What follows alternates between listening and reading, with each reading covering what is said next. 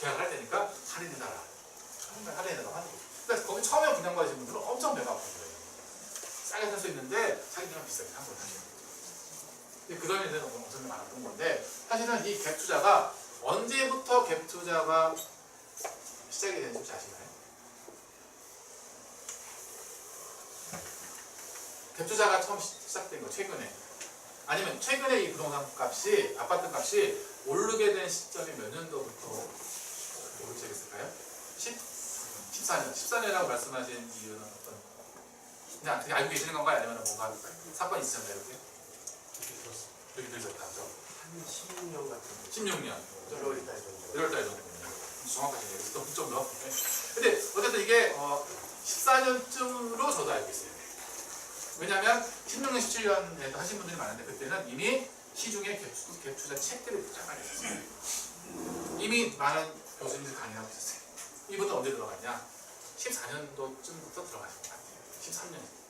뭘 보고 들어갔을까요? 그럼 13년, 14년에는 무슨 신문기사가 많이 나왔을까요? 갭 투자의 본질은 뭐예요? 갭 투자는 매매가 대비 전세가 차익을 가지고 들어가는 건데 결국은 뭐냐? 매매가는 좀 낮고 전세가가 높아야 되는 거죠. 그 차이만큼만 시작하는 건데 결국은 2013년, 14년은 뭐냐면 전세가 없었어요. 전세 물량이 없었어요. 서브프라임 사태 이후로 부동산 경기가 뭐 L자형 장기 침체가 갈 거다 이렇게 하면서 사실은 집값이 별로 지지부진하다가 그때 집들을 안 사게 된 거예요. 그죠? 안 사고 다 우리나라는 전세 제도가 있잖아요. 전세를 다 얻어서 가다 보니까 전세 물량이 부족했던 거예요. 그래서 그때 부랴부랴 또 1인 가구가 늘어나고 하니까 정부에서 또 뭘 많이 줬어요? 원룸이나 이런 것들을 많이 짓게끔 해가지고 그때 대거 막 금리 혜택도 주고 막 이런 일도 벌어졌던 거죠 사실은. 그래서 그렇게 했음에도 불구하고 전세가 부족했던 거예요. 그 신호탄을 읽고 들어간 거예요. 지금 집값이 내려가고 있어요. 그죠? 전세값이 내려가고 있어요. 여러분들이 요 다음에 또 올라갈 패턴 시점은 또 언제인지를 여기서 힌트를 얻을 수 있는 겁니다.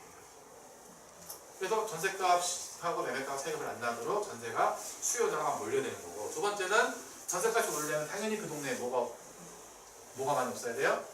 신규 주택이 없어야 돼요. 공급량이 적어야 되는 거죠. 그렇죠? 뭐 이런 것들 여러분들 요즘에 조금만 공부하시면 많이 나올 거예요. 그래서 그런 거 몇 가지 부동산 값이 좀 올라갈 수 있을 것 같은 뭐 그런 신호적인 것들에 대한 몇 가지 여러분들 데이터들을 갖고 계시다가 그런 거를 계속 모니터링 하시면서 이런 신호가 온다라고 하면 여러분 관심 있는 지역에 이렇게 내가 생각했던 몇 가지 조건이 맞아 떨어진다. 그러면 과감하게 투자를 하실 필요가 있는 겁니다. 그래서 서울이라는 지역은 사람들이 계속 보시는 게 뭐예요? 가격은 떨어지고 있습니다만 서울은 새로 공급할 지역이 없습니다. 그래서 서울의 마지막 공급할 지역은 마곡지구였습니다. 마곡 다 끝났고 나머지는 서울은 결국은 뭐예요? 정비사업이라고 하죠. 그래서 재개발 재건축을 통해서 오래된 주택들을 헐고 새로 지어서 공급하는 방법밖에 없는 거죠. 이거 참 아이러니한 게 재개발 재건축을 하면 신규 주택이 많아지나요? 적어지나요? 똑같아지나요? 오래된 낡은 주택을 그죠? 다 허물고 새 아파트를 지어요. 그래서 주택수가 많아질 것처럼 보여지는데 실제 통계는 그렇지가 않아요. 왜 안 많아지는 거예요? 왜 그럴까요? 철거된 가옥들의 면적이 너무 작은 거예요. 근데 새로 들어간 아파트들 면적이 너무 크잖아요. 그래서 아파트 세대수가 많이 들어갈 것 같긴 하지만 생각보다는 주택 공급이 많이 되진 않는 거 어떻게 보면. 그래서 이제 서울 아파트 값이 계속 오를 거다라고 지금 단기 조정을 받는 거다 라고 하시는 분들은 또 이런 얘기를 통해서 또 주장하시는 분 많이 계시긴 한 것 같아요. 어쨌든 그래서 갭 투자가 지금은 하기 좀 어려운 시점이긴 한데 그죠? 일단 다시 할 수 있을 것 같고, 어제 아는 고객분 중에는 이제 제 2동탄에 공급 물량이 엄청 많았잖아요. 그죠? 그래서 2동탄 중에서도 동탄역 앞에는 비싸요. 그죠? 거기 비싼데 남동탄이라고 부르는 곳이 있어요. 그죠? 거기는 뭐 마이너스 P까지 갔다가 지금 약간 회복이 됐던 것 같은데 거기 가서 한번 갭 투자를 해보자라고 해서 제가 한번 가격을 조사해봤는데 전세값이 너무 비싸요. 전세값만 조금 받쳐줬다라고 하면 거기에 아마 좀 회수 돈을 벌었을 것 같은데 갭 투자 하려니까 1억씩은 들어가겠죠. 지금은 또 어떻게 되는지 모르겠는데 그죠? 그렇게 여러분들이 계속 시장의 추이를 지켜보셔야 돼요. 그죠? 지켜봅니다. 그래서 이런 갭 투자를 가장 많이 했고, 그 다음에 무피 투자라는 게 있습니다. 무피 투자는 뭐냐면 여러분들이 부동산 투자를 하시는데 일단 여러분 돈이 일부 금액은 투여가 돼야 돼요. 그죠? 투여가 되는데 대출을 받고 임차인한테 보증금을 받다 보니까 여러분이 투자했던 돈이 다시 내 주머니에 들어오는 겁니다. 그래서 예전에 신문 같은 거 보시게 되면 우리가 주택이 많으신 분들, 한 70채 이런 분들 있잖아요. 그죠? 이런 분들 어떻게 생각했어요? 자기 돈이 엄청 많아서 사신 분도 계실 수도 있긴 합니다만 대부분들은 이런 무기 투자 같은 거를 또 활용하셨던 거예요. 근데 이것도 사실 지금은 좀 어려워졌어요. 왜 어려워졌냐면 대출 규제가 나왔어요. 예전에는 낙찰받아서 경락상권 대출이라고 하는 게 낙찰받은 금액의 여러분들 80에서 85%를 담보대출을 받습니다. 뭐 잘 받으면 90%까지 받을 수 있어요. 거기에 여러분들이 또 뭘 받냐면 여러분 신용대출도 받습니다. 거기에 임차인한테 낙찰받고 나서 보증을 받아요. 그러면 여러분들 돈이 다시 회수가 되는 거죠. 그러면 그 임차인한테 월세를 줄 거기 때문에 월세를 받아서 이자를 내고 남는 게 한 20에서 30만 원 정도가 남는 구조를 그런 물건을 찾는 거죠. 찾아서 이거를 10개 만들면 현금으로 200만 원 생기는 거예요.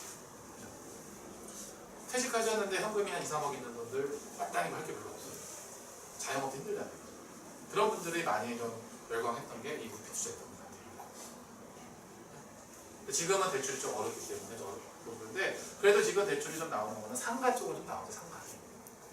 그래서 상가 쪽은 여러분들이 감정가보다 좀 싸게 받을 수 있다라고 하면 한 90% 받아서 상가 규모가 좀 크다라고 하면 보증금 3천에서 5천 정도 받을 수 있잖아요. 그죠?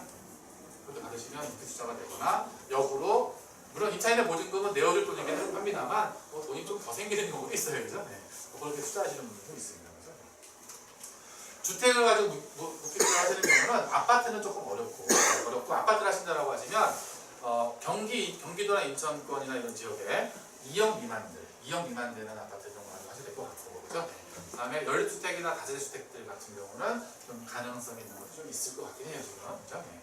지금 연립주택이나 다세대주택들은 가격이 어때요? 많이 안 올랐어요. 서울은 그래도 올라요, 그죠? 왜냐면 서울에서 지금 계속 경기도로 인구가 빠져나갑니다. 빠져나가는데 그래도 서울에서 투자를 하는 게 좋잖아요, 그죠? 그런 분들이 계속 빌라 쪽에서 살고 계셔요. 은평구나 강동구 천호동 쪽에 이런 쪽에 가시면 이런 빌라들이 많은데 그래도 예전에 천호동에 10년 전에는 2억 넘어가는 빌라가 거의 없었어요. 낭색하는 분 되는 거죠. 지금은 거의 4억 거의 오르긴 올랐어요. 물론 아파트보다는 더 오르긴 했습니다만 그런 지역도 빌려가 올랐는데 반대로 경기도권은 어때요? 경기도, 인천 이런 데들은 거의 가격이 오르지 않았습니다. 그럼 연립주택이나 다세주택의 가격이 오르려면 언제 올라요? 연립이나 다세주택은 특성상 가격이 오르려면 전철이 뚫리거나 이런 데서 오르는 게 아니라 정비 사업이 좀 돼야 되거든요. 재개발 재건축, 그죠? 이런 게 되면 이걸 가지고 새 집을 주잖아요, 이제, 그죠? 이런 데들은 좀 가격이 오를 수 있는데 그냥 단순하게 입지를 가지고 가격이 오르기 기다리기는 아파트 쪽을 쳐다보는 게 훨씬 좋을 것 같아요. 그래서 이제 그런 투자 모델들이 있을 것 같고, 그다음에 세 번째로 제가 넣어드린 건 보상이라는 게 있습니다. 보상, 그죠? 토지 보상 받는 표현 하시잖아요, 그죠? 보상을 받는 걸 여러분들도 살펴보시는 건데 보상은 어디가 보상되는지 알기도 쉽지 않아요. 근데 크게 큰 틀부터 그림을 가져갈 수 있어요. 2019년도 1월달에 얼마 전이잖아요, 그죠? 1월달에 신문을 여러분들이 한번 신문 기사를 찾아보시게 되면 2019년도에 토지 보상이 20조가 풀리는 기사가 있습니다. 매년 신문에 나와요, 매년. 지금까지 관심 없이 여러분들 흘려 지나갔던 기사긴 한데 매년 나와서 큰 사업들이 어디에 있는지가 나오거든요. 근데 그런 걸 머릿속에 뒀다가 경매물건이나 구매물건 찾다 보니까 그 섹터에 들어가는 것 같더라고 하면 그렇게 보상받고 나올 수도 있는 거고, 또 아니면 이제 지역별로 수원 지역에 우리 도로가 생긴다는 겁니다. 그죠? 뭐 이런 것들이 있으면 할 수가 있는데 그런 것들은 여러분들이 수원시청 홈페이지를 통해서 한번 검색해 보신답니다. 시청 홈페이지 잘 안 들어가 보시잖아요, 그죠? 요즘에 그런 지방자치단체 홈페이지에도 상당히 많은 정보가 있어요. 그래서 시청 홈페이지에 들어가셔가지고 고시 공고 이런 란이 있습니다. 그러니까 여러분들이 검색 키워드를 뭐 보상이나 이런 것들을 쳐보시게 되면 거기에 그런 공고들이 뜨는 것들이 있어요. 뭐 그런 걸 통해서 또 간접적으로 또 매칭을 시켜보는 방법도 또 있을 것 같아요. 그래서 여러 가지 방법들이 조금 있습니다, 그죠? 그래서 그런 보상도 있고 또 보상에도 어떤 것도 있냐면 이 앞에 홈플러스 앞에 보시게 되면 도로가 상당히 넓죠. 그 도로 소유자는 누굴까요? 경기도 아니면 수원시 거예요. 서울도 마찬가지예요. 큰 간선도로는 서울시가 한 70년대부터 다 수용을 했습니다. 근데 도시가 커지면서 이 도로가 어떻게 돼? 점점 넓혀져요. 그죠? 근데 그 수용을 하는 과정에 누락된 땅들이 좀 있어요. 우리는 뭐라고 부르냐면 미불용지 또는 미지급용지를 표현했어요. 지금 정식 명칭은 미지급용지인데 또 이런 것만 또 투자하시는 분들도 또 있습니다. 근데 어려워요. 왜냐면 왜 어렵냐면 이게 미지급용지에 해당이 되는 날들을 또 검토를 해야 돼요.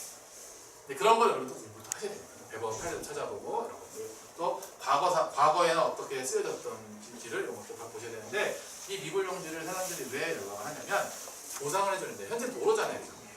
도로는 가격이 쌓여 있어요.